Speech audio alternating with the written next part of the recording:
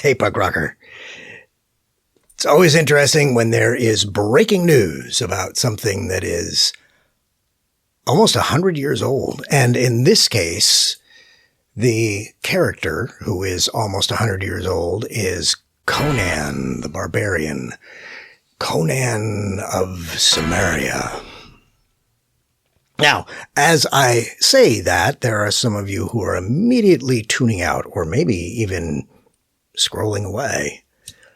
But before you do, if I haven't lost you already, here's the thing about Conan. Oh, but of course, first of all, I'm Justin DePago, LA Gothic neo-noir hard-boiled punk rock indie author. And I just can't help but think a little more deeply about the things that I'm reading or the things that I'm watching, particularly if I dig those things. And I look forward to sharing those thoughts with you. So please join me for a moment in this unscripted ramble about one of my favorite characters in literature. The people who already know about the breaking news that prompted me to talk about that character also probably already know that he's a much more interesting and nuanced character than the muscle-bound, grunting barbarian that pop culture generally sizes him up to be. In fact, that version of Conan that appeared in the movie Conan the Barbarian is heavily objected to by Conan aficionados and is probably the reason why the Conan reboot that occurred a few years ago with Jason Momoa was unsuccessful. Because those characters don't embody the character that Robert E. Howard created back in the 1920s, first published in the 1930s. I am not about to tell you that Robert E. Howard and Conan himself were progressive figures. However, now a lot of Conan purists hate the Schwarzenegger movie because of the brutish portrayal and because of his altered backstory.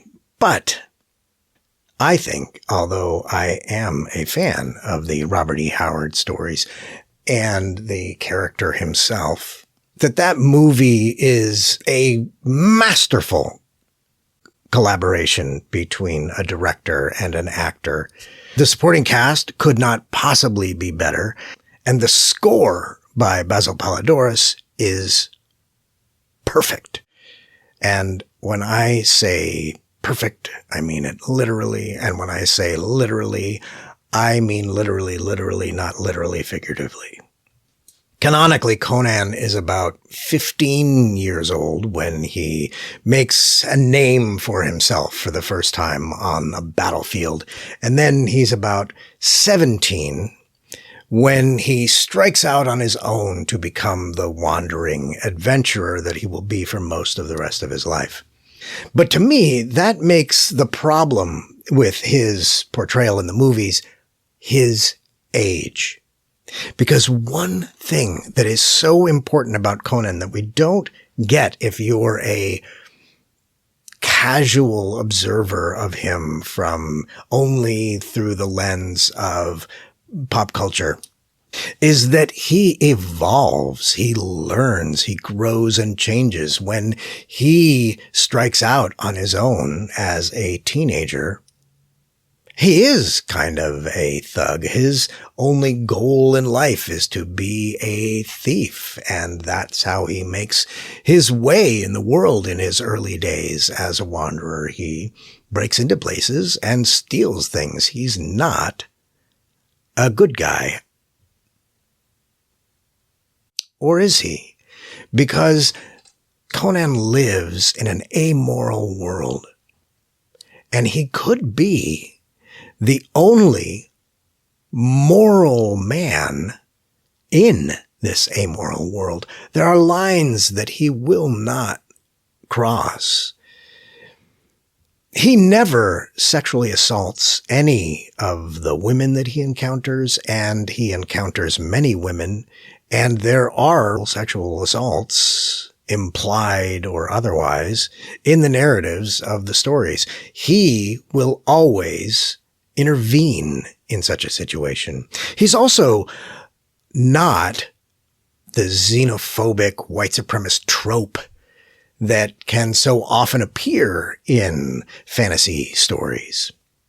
He's a world traveler who has friends and lovers from every race that he comes across. And in the course of his adventures, he learns that although he has presuppositions that come with his upbringing, that there are indeed nuances to all of the peoples of the world. I'm not going to say that Robert E. Howard himself was a progressive. He was a white Texan in the 1920s and 30s with a myriad of his own issues and problems with his upbringing, with his family, and he did not survive past the age of 30 because he took his own life. He was a correspondent and friend with, although they never met in person, H.P. Lovecraft. And now, I will never defend H.P. Lovecraft as a man of his time. His racism and his xenophobia and his anti-Semitism are not just a product of the America that he grew up in. Even in his day, people responded to his invectives with a cringe. I don't know how Howard responded when he would have seen those things. I don't know if Lovecraft ever was explicitly racist or anti-Semitic in a letter exchange between the two of them, and then how Howard would have responded to that. But I do know, or I can suppose, how Conan would have responded. And Conan would have beat the shit out of him. During the course of his life, Conan becomes an egalitarian. By the time he does eventually, spoiler alert, become King Conan of Aquilonia, a throne that he usurps because the man who is sitting on that throne is a despotic sadist. Not only is Conan an egalitarian in his approach to wearing the crown, he's very nearly a proto-socialist. His goal is to bring up the quality of life of the working people of Aquilonia and to liberate the people of the surrounding kingdoms, the adversarial kingdoms, so that they too can benefit from the more socially progressive policies that he is putting in place. He is anti-slavery, and before he becomes king, although in his own mind he's wandering the pre-cataclysmic continent of the Hyborian age in search of treasures and adventures, what he's actually doing is the classic pulp storytelling trope of the stranger comes to town and rights the wrongs that he encounters there. He's a good guy in the same way that David Banner is a good guy in the Incredible Hulk TV series, or in the same way that Din Djarin is a good guy, especially in the first season of The Mandalorian, going from case to case, trial to trial. He's a brutal and violent man. He is not squeamish about taking a life. And the world that he lives in is one where lives are taken for some minor slights here and there, where someone like Han Solo could shoot someone in a bar and then walk away flipping a coin to the bartender, whether or not he shot first, which he did. Similarly, Conan lives in that kind of world where someone might die on the point of a sword because they looked crosswise at the wrong person. And in the context of that world, Conan is a hero, although he never sets out to be. I encourage you, if you are not a fan, to go back and read the original stories, which are pulp fiction, literally. These are stories that were printed in pulp magazines, and they did not aspire to be anything greater than that, but they should never be denigrated for that, because the pulp magazines were printing stories across the spectrum of quality and of genre and of audiences. And within that milieu, Robert E. Howard is one of the best, and given his short life, one of the most prolific. You can think of Conan as a proto-Philip Marlowe, but not, I would say, a proto-Mike Hammer. I think that he would cross swords with Mike Hammer, given the way Mike treats women. I think he would object to his namesake, Sir Arthur Conan Doyle, in his representation of black people. And I think that he would bristle at the white men of the West versus the dark men of the East portrayed in Middle-earth.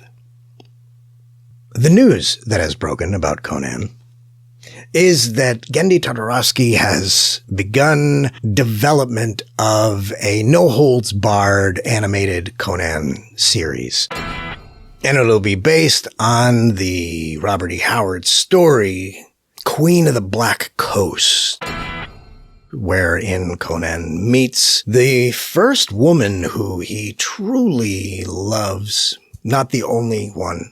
And who, although there is a character Valeria in the stories, the character Valeria in the movie is much more like the Queen of the Black Coast, the pirate queen, Belit, than the Valeria from the story. So if you picture Valeria from the movie, you're imagining someone very like Belit. This is great news. People have been clamoring for this creator and this character to come together for a long time. And the fact that it appears to be happening, we all know what can happen when things are in development, but the fact that it appears to be happening is really good news. And with this good news, I encourage you, if you are a reader, if you are one of the bookish people who I follow and who follow me, I encourage you to take a chance on a wandering, morally gray hero whose morality is less gray than you might have originally thought, and whose author is much more talented and much more nuanced than you might have thought. I, for one, am looking forward to the show. I'm also enjoying the new books that are being published right now, featuring new stories from Conan's life tied directly into the original Robert E. Howard stories, some of them prequels, some of them sequels to the stories, some of them leading directly in or out of the existing Robert E. Howard stories, some of them only making references to them, or some of them being sort of side sequels happening years later, but still experiencing the ramifications of something that occurred in Conan's life all that time ago. I could talk about Conan much longer. The raw, unfiltered video of this right now is over 30 minutes long, which I will be editing. We'll see how tight I can get it. But in the meantime, I'm going to go edit this. And I would love to continue conversations like this one with you if you are a bookish person like myself. I love the idea of continuing in the tradition of Robert E. Howard and creating stories with reluctant heroes who, although they themselves might be morally gray, they can't help but try to make the world a better place in their own little ways, which is exactly what I'm trying to do.